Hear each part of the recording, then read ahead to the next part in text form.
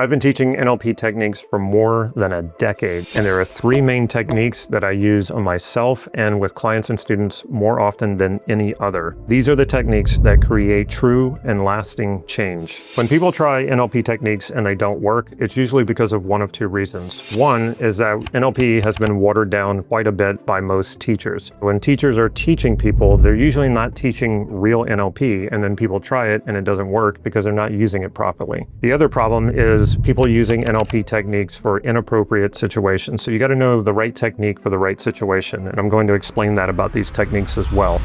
The first technique has to do with clarity. It is so important that you're clear about what you want and what's important to you. You may think that you are, but trust me, most people I meet are not that clear about it. Most of your drives, most of what is important to you and what you value is buried deep in your unconscious. And for the most part, our lives tend to be more on autopilot than we're even aware of. Here's what you need to understand about this technique. That is that there is nothing more important in your life than what is most important to you. I know that sounds obvious, but people are not living as if that is so obvious. The other important understanding to have about this technique is that nothing has inherent value. Things, objects, achievements only have the value that you're projecting onto it. If this weren't so, and objects and achievements had inherent value, everyone would want the same things to the same degree, and this is just not true. Some people might want a new car. Some people couldn't care less. Some people might want a new home. Some people, it doesn't matter to them. So if nothing has inherent value, then where does the value that we perceive, where is it coming from?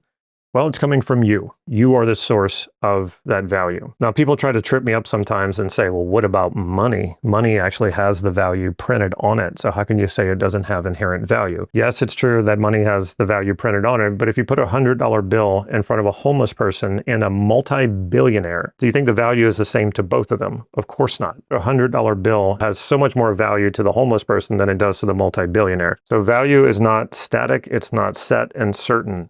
And that is a good clue, an indication that the value that you perceive is actually coming from you. It's a projection from you. So you want to achieve something and you're projecting value onto that achievement as if when I achieve that thing, I am going to fulfill this value. So doesn't it make sense that it would be really important to know what it is you value and what are those deeper values? What we want to do is elicit our deeper inner values about all the things that we think we want. And what you'll often find too, when you do this, you're going to find that a lot of the things you think you want, you don't actually want. And this is really good because then you're not going to waste a lot of time trying to chase value and trying to chase these things and chase fulfillment. And you've probably had this experience before where you set a goal and you went after it and you achieved it, and you celebrated for maybe an hour or two, but then you realize it wasn't that fulfilling. Wouldn't it be nice to have known that ahead of time so that you could have realized that this goal wasn't going to fulfill you, and then you could have chosen a goal that would do that for you, so you didn't have to waste a year, 2 years, and all the time, effort, possibly even money to achieve that thing. You can know this in advance. And a clear sign that the achievement of a goal is not going to fulfill you is, are you feeling fulfilled and motivated as you're moving toward that goal? If you're not, then that's a clear sign that that goal and what it's going to take to achieve it is not aligned with your values. It's not aligned with what's important to you. So when you have a goal that you want to achieve, and that can be to obtain more money or a material possession or even traveling the world, so experiences count as well, you want to elicit all of the values from that desire to do that. And then once you have that, then you want to look back at the goal and ask yourself, is this really aligned with my values? Now, there's a whole process for this. It's very simple, and you will find it in the description of this video. You'll find a link to a free PDF called Values Elicitation, where you can do this exercise. If I'm working with a client, the very first session, this is what we do. We do a values elicitation because that tells me everything I need to know. It tells me what is important to this person, and now I can figure out how to get them there because now we have a destination. And the same thing for myself. When I want something, I just ask myself, well, what is it that I'm trying to fulfill here? What is important to me? And what will this do for me? And I keep asking these questions until I've got all my values out on paper, and then I can understand better what it is that I'm after. And once you know that, then you can do something even better, which is to access these values from within yourself. So now you're not chasing values, you're finding those values within yourself. And from there, you're going to feel extremely resourceful. And it becomes a lot easier to achieve all the things you want when you already are the value that you perceive. So you don't have to go out there and chase it. You're doing it because you're tapping into your potential, because you're curious about your potential. I'm not suggesting that we just access our values and sit on the couch and watch TV all day, because that's not how it happens. When you truly connect with your values, you're fully engaged in life. You want to do stuff. You don't want to just sit on the couch. You want to get out there and make things happen, and because it's fun and because you're curious about these things. And the best part about this is you don't feel like you're ever going to lose value. A lot of people don't challenge themselves, or they don't go after the things they want because they believe if they fail that it's going to lower their value or lower their self-worth. When you know your values and you connect with your values, you're not afraid of that anymore. You can go out and fail as many times as you need to achieve what you want, and never once feel like you've lost value or any kind of worth whatsoever. So elicit your values for everything that you want in every area of your life. Start a channel, a connection with your unconscious, so that you have this open dialogue, this open channel of information of what your deeper unconscious values are, and being very consciously aware of what those are, so that you can, in real time, in consciousness, align with them and fulfill them. And this is going to make you a lot more congruent with everything you do. And when it comes to making decisions and choices, you're going to make the best possible decisions in each situation, because you know what it is that you really want. So much easier to make big life changes and big life decisions when you know what it is that you're wanting to fulfill, when you know what's important to you, and you can validate that for yourself. This next technique is super important because so many people are dealing with this, and it's usually so mysterious to them that they actually start making up things about themselves, or they start to personify their resistance as there's something inside of them that wants to sabotage them. Or you might be thinking this yourself, that there is a part of you that doesn't want you to succeed and it tries to hold you back. And this is just not what's actually happening. But because people believe that, then this is where the conversation comes in about willpower and discipline. And this is where hustle culture really comes into play. And it's so unnecessary, because really what's happening here is you're in a war with yourself. And if you're in a war with yourself, you cannot win. Abraham Lincoln once said that a house divided cannot stand. He was referring to the United States when the United States was falling into a civil war. And he knew that he needed to help unify the country. Unfortunately, the country had to go to war to resolve this issue of slavery and reunite itself. And this is how most people are living their lives. They are living their lives divided against themselves. They're in a constant struggle and war to create the life that they want, when the truth is that all parts of you want you to succeed. All parts of you want you to be fulfilled. No part of you wants you to be disappointed and fail. So what happens is people feel this resistance to what it is that they want, and then they try to ignore it or they try to push it away. But in doing so, that only makes it stronger, because it becomes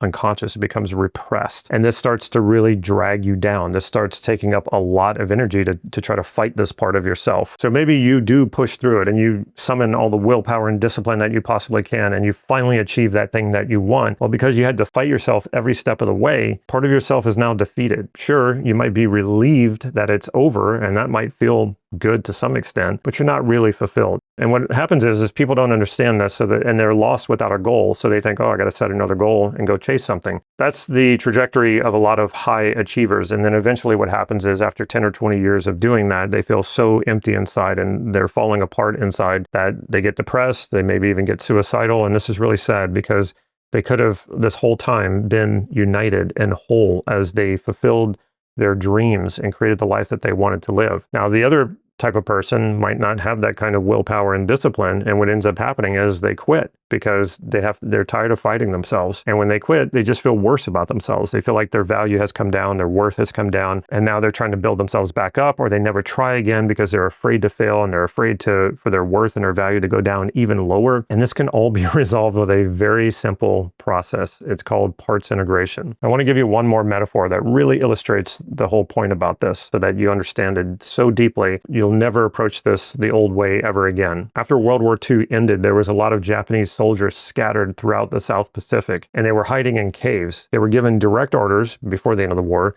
to not surrender at any cost. So the first thing they tried to do is they tried to force them out through bombing and shooting, and that brought some Japanese soldiers out. And when it didn't bring out all of them, then they tried to persuade them. They tried to say, hey, the war is over, come out of the caves. And they just thought this was propaganda. They thought this was the enemy trying to deceive them. Of course, Japan would have never surrendered to the Allies, so they stayed hiding. And then years would pass. One of the ways that they knew that these Japanese soldiers were still there is because they would often fire upon cruise ships that were passing in the South Pacific. They thought, we got to do something about these Japanese soldiers. So they would drop leaflets everywhere. They would send family members out into the jungle and call out to them. And none of this was working until they tried one more thing. They got the commanding officers of these troops put on the old uniform, go into the jungle, call out to them, thank them for their service, and then give them new orders, telling them these orders have ended, the war is over, and now here's your new orders. Go home and live your life, bringing them back, integrating them back into Japanese society. That is the best metaphor that I can think of to explain what happens to us when we have internal resistance. It comes from alienated parts of yourself that you gave direct orders to. What happens when we experience negative feelings is we give ourselves negative orders, what not to do, just like the Japanese soldiers were told not to surrender. So let's say you're trying to level up in your career. And in leveling up in your career, that means you have to give presentations in public to groups of people. And at first, that seems fine to you. So you want to do it, and you're signing up for this, and you want that raise, and then something comes over you. You experience this fear, this crippling fear, and you can't seem to get yourself there. You start having all of these ideas of screwing up, and these thoughts ruminate over and over, and you can't bring yourself to actually do it. So you don't level up in your career. And then you get down on yourself, you beat yourself up, you think, oh, it was because there's some part of me that wants to sabotage me. When the truth is, what probably happened is something like this. When you were in, say, 4th grade or 3rd grade, you were giving a presentation to your class, and you messed something up. And all of the kids laughed at you, even the teacher. And then you told yourself, don't ever feel that again. Don't ever let that happen again, because the embarrassment hurts so bad. Then you forget about it all. You move on with your life and you think that's all done. But because you pushed that awful, painful feeling away and it never had time to heal, and you gave it a negative command, don't ever feel this again, later in life, you try to go and do something that is similar to that. And that part then wants to fulfill that mission for you, to not let you get hurt, to not let you get embarrassed, to not let you fail and feel disappointed. And so it holds you back. But it's so deeply unconscious, you don't understand what's happening. Now, instead of berating that part of yourself, you want to welcome that soldier back. You want to give him a hero's welcome and find out, what is this part of you trying to do for you? What is the positive intention behind what it's trying to do for you? And we need to get that negative command into a positive command, something this part of you can move toward, something this part of you can fulfill for you. And that's basically what a parts integration is. And it's a very simple process, and you can use it for the smallest of things, like just getting yourself to clean your garage, or you can use it for the biggest of things. And if you want to make a huge leap forward, you want to level up and make a huge life change, you're going to experience some resistance, because what's holding your life in place right now as it is are your limiting beliefs and internal resistance. When you can resolve all of this resistance and get these parts back as allies and integrate them back into you, now you're going at what you want with zero resistance, zero limitations, and a full focus, feeling whole and fulfilled, moving toward what it is that you want. Just like the value solicitation, you will find a link to the parts integration PDF in the description of this video. And while you're down there, you're also going to see a link for something called the Ultimate NLP Practitioner Training. Remember when I was saying that there's a lot of bad NLP out there? A lot of people are not teaching NLP correctly. They're also shortening the training so ridiculously small that you're usually not getting the full practitioner training that you should be getting. And when I started this YouTube channel, one of my objectives was I wanted to show people real NLP. I wanted to teach people why the NLP that they were using, that they were learning from these other institutes, wasn't working. So I wanted to show people what they should be learning with my videos. And that actually is the most common compliment I get, even when I go to conferences with other NLP teachers. They'll come and tell me, I had to come to your videos to learn what I was paying someone else thousands of dollars to teach me. So I decided to also make the Ultimate NLP Practitioner Training is based on a 24-day NLP practitioner training, and the material was created by Steve and Connie Ray Andreas, some of the legendary developers in NLP. In fact, in my mind, the best NLPers. And what you get with the training is also a community of practitioners just like you, because we learn so much better when we have a community, and you also need people to practice with. And we also have coaches I've trained in the training who do live sessions, and they walk you through every step of these exercises. I set it up so that you cannot fail, that if you just follow the process, you will learn NLP and be able to use it effectively in your life. It's too inexpensive not to sign up for it. It is so much cheaper than going to an in-person class where most of the time the teachers are just reciting what their teachers taught them, so they don't really understand NLP. Here you will find people who truly understand NLP and who can teach it and set you up for success. This next technique is based on the presupposition in NLP that most of you is working just fine. Now, I know you might not be feeling that way. A lot of people feel like they're messed up, screwed up, that most of them is not working very well. But the truth is that 80 to 90% of you is already working very well. You have done so many things in your life that you're probably overlooking that if you weren't working well, if you were that dysfunctional, you wouldn't be able to do. So you are far more functional than you probably even realize. And so what we do in NLP is we don't focus on just the problem. We focus on what is actually already working very well. And then we want to understand the structure of that and then map it over to the areas that are not working that well. Think about it like this. If there was an earthquake that nearly wiped out an entire neighborhood, but there were only a handful of houses still standing after that major earthquake. So 90%, 95% of the entire neighborhood is leveled. The houses are completely destroyed. But then you have this handful that are still intact and they're fine. They're not even they might be damaged a little bit, but not very much. Wouldn't we want to then find the structure of how those houses were built and build a blueprint out of what is successful, what can survive an earthquake, and then rebuild that neighborhood using that blueprint so that the next time an earthquake comes around, that most, if not all, of the houses are still standing. That's how this next technique works. And it's called mapping across. It has so many uses to it. And you're going to see this over and over when you study NLP, that NLP is really about modeling what works, modeling excellence. So we find what's working in one area of our life, and then we map that across to the areas that are not working so well. Now, early NLP, the way that we would do this was mostly in states. We would take a situation, a context where we have a problem, like let's say in career, you're just not playing at an optimal level, but your golf game is amazing. So what we might do is go and find, well, what is the structure of that state that you go into when you're playing golf? And then can we map that across to bringing you that state with you into your career and then solve problems? Now, this is very useful, but this is more old school NLP.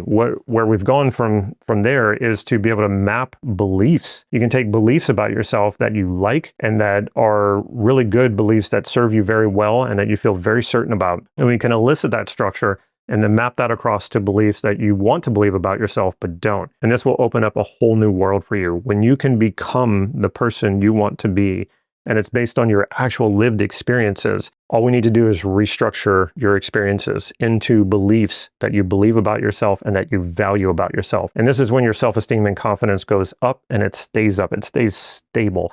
No one can knock you down. And if you do get knocked down, you're super resilient. You come right back. And you naturally start to create the life that you've always wanted to live because you believe all of the beliefs about yourself that you truly value. And it becomes a self-fulfilling prophecy from this point on. And if it's about modeling excellence that you don't already possess, this is when we can go and model other people who are getting whatever the excellent results is that you want. You can apply mapping across for this as well. When you learn NLP, you can model that person and you can map that across to what it is you're doing. And once again, you will find a free PDF in the description of this video for mapping across.